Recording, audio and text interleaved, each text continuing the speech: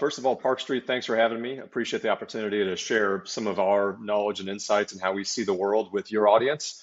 Today, we're talking about sort of trends we're seeing within the world of spirits and RTD spirits. By way of very brief background, Arlington Capital Advisors, we are a consumer-focused investment banking firm. We advise and represent people and companies on raising capital or selling their brands or businesses or transactions of that nature. And I would start with, as a whole at Arlington, we try to view the world starting with the consumer first and then working outward to the various tiers and spheres of influence within beverage. All of that leads us into what is the consumer doing and what does this mean for investment and M&A activity within spirits. So generally, it means sort of a framework of 3 or 4 different things, which will lead strategic buyers, financial investors, brand owners. They will all be trying to figure out where the consumer is going, as I said, and how that affects how they invest in their brands and new companies. So we sort of start with buyers and investors are first of all sort of looking at, what are the hot categories right now? And, some of these have been hot for a long time, some are hot more recently. But if you look sort of in general within spirits, obviously tequila, mezcal, anything agave based has been hot for years. Based on demographics and consumption patterns, should be hot for many more years. So anything agave based is of high interest right now to strategics. Most of them already have some sort of brand in that category or multiple brands. Most of them are still looking for more, or at least are open to more brands in that category. Second category, which has been hot again for a long time, is whiskey.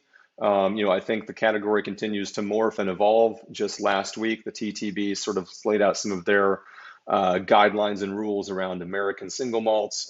So we're seeing whiskey continue to evolve, whether it's American-based, European-based, Asian-based, a lot of different interesting, innovative activity there. And I think that, investors and buyers are also watching the whiskey space carefully to see what whiskey brands or platforms or production facilities are interesting. And certainly we've seen a lot of investment M&A activity around whiskey in the last 5 or 10 years.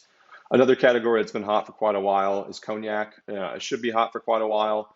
This one is probably the most challenging for investors and acquirers to look at because there's just not a lot of cognac brands or properties left to buy. Still a great category, but tough to invest in because of the scarcity. Gin is another category that's been hot for a while, probably a little more globally than US, but there still is a good level of interest around gin. Because of the consumers' continuing interest around that category and the cocktail culture around gin and all the innovations within that. And then I think another category that we're going to get into next section, RTD spirits. RTD just means ready to drink. So anything that you can consume right out of the can or bottle effectively is an RTD. And since we're focused on spirits for this discussion, we're going to focus on spirits-based RTDs. So that sort of leads us into investors and buyers are looking at hot packaging types and occasions. And, RTDs cover a lot of those occasions because they're in either a packaging type that is more convenient for the consumer and the occasion they're looking for, or it's a packaging type that is allowed at an occasion, whether it's a sports event or a concert or a beach or a park, or maybe you can't or don't want to have bottles or glass. Everything in cans right now is interesting. And certainly the consumer has moved further and further into canned products. It started with regular mainstream beer, it went into craft beer, now it's gone into hard seltzer, and now it's going into spirits-based RTDs, wine-based RTDs. But anything in a can is a convenient form factor for the consumer. And it's also a factor that has some environmental sustainability implications. It's got some logistics and freight benefits via the lightweight of the packaging itself. So cans are a big deal. I would say in terms of occasions, convenience. Consumers are less patient than ever. I think, they've been getting less and less patient over the last couple decades as the evolution of technology and logistics and freight, and certainly the Amazons and the Drizzlies of the world have given consumers the ability in most markets to get things very, very quickly, even without having to go to the store. So anything that's convenient for a consumer is interesting right now for investors and buyers because consumers want to be able to buy, purchase, and consume things quickly on their time, on their schedule, when they want it, how they want it. So that's a big deal. And that sort of also ties into immediate consumption. Consumers are looking for things that maybe they don't have to divide or manipulate after they buy it, or they can just buy it, consume it right where they purchase it or shortly thereafter if they're buying something that's already refrigerated or something that's already ready to consume. So they're looking for, those sort of packaging types and consumption occasions. A third sort of category that we're going to go into here is, I would say, new technologies that are affecting spirits consumption and sales and distribution. Certainly there are some new production technology innovations happening, whether it's in the packaging itself or the liquid within that packaging, different ways to age whiskey or other brown spirits, different ways to package things, different ways to package things in smaller batches. So there's a lot of interesting innovation happening around that I think has some level of interest for buyers and investors. If you also look at direct to consumer and e-commerce, obviously that was evolving quite a bit pre-COVID, and certainly during COVID evolved even much more aggressively. Consumers are much more open now to, I think, buying everything online or directly from the manufacturer, and that now includes spirits, where they're legally allowed to and where the distribution and sort of production and marketing channels make sense. So that's a big trend. And then delivery is sort of could be a subset of DTC e-commerce, is more really sort of a corollary, I think. But anything that consumers can get delivered to their homes, they've gotten used to doing that with Grubhub, Uber Eats, DoorDash, and certainly companies like Drizzly Mini Bar have expanded that into beverage alcohol and spirits. So those sort of platforms are also interesting for investors, maybe investors that wouldn't invest in a spirits brand itself, but would invest in technologies behind the brands. And how are these investments happening? A few examples here. There's sort of probably 3 or 4 different buckets of investing or acquisition activity as to how these transactions can take place. The most simple one is a full acquisition where one company or one investor or one strategic acquirer buys an entire brand or buys a platform. We've seen many examples of this around all the categories we've talked about: gin, RTDs, tequila, whiskey, platforms, RTDs, in this case sugar-based in the case of Lone River on this page, but multiple kinds of RTDs. We're seeing acquisitions all over the board. More pure investment activity. We've seen a mix of this between purely financial investors. We've seen strategic investors, some that are sort of in between. But again, investors are looking to invest in brands that fit where the consumer is and where they're going. So they've been investing in RTDs, they've been investing in platforms that have whiskey, tequila, other brands that meet current consumers' need states, or they're investing in production platforms like MPL, which make some of their own products, but also make a lot of third-party or private label products. And we're seeing investors, again, this list here is a short subset, but this covers financial and strategics, and some strategics that are not spirits companies themselves. So you've got, non-spirits companies getting into this space because of their interest in where the consumer is going and the consumer's interest in spirits. Another way we're seeing sort of this investment M&A activity is through things that actually don't involve cash or maybe not much cash. We're seeing companies licensing each other's brands to move those brands into spirits occasions or beverage alcohol occasions. We're seeing them do joint ventures with brands, partnerships, all sorts of different sort of either non-cash or low cash structures where, companies that either weren't in spirits or beverage alcohol are getting into it, or they're letting beverage alcohol companies use their brands or their trademarks to create new products and new categories.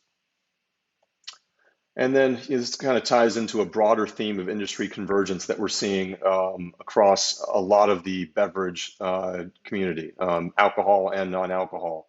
On the left side of the page here, you can see that we're seeing alcohol and non-alcohol companies sort of get together either on licensing brands or doing JVs on products, joint ventures, which we discussed on the last page. We're seeing non-alc companies buy entire beverage alcohol platforms, in the case of Monster buying Canarchy. And Monster just this week announced some more plans to do some of their own brands within the beverage alcohol space. So that's obviously interesting. You're seeing classic combinations like Jack and Coke now come together in a formal capacity where you've actually got the Coca-Cola trademark on a can mixed with Jack Daniels, which is pretty wild to see after all these decades. And then another trend we're seeing beyond non-alc and alc getting together, but we're seeing strategics within one tier or segment of beverage alcohol move into another tier. Some big examples of this, obviously a limited subset, but Gallo getting into spirits RTDs with High Noon. Obviously, Gallo was already into spirits, traditional spirits prior to this with New Amsterdam and some of their other projects, and they had done well with those. And now they're heavily into spirits-based RTDs and doing well with that. Anheuser-Busch similarly got into spirits-based RTDs by purchasing the Cutwater brand and is doing very well with that. Again, Diageo getting into I would say, sugar-based RTDs, but playing more off a spirits occasion. Diageo acquiring Lone River Ranch Water.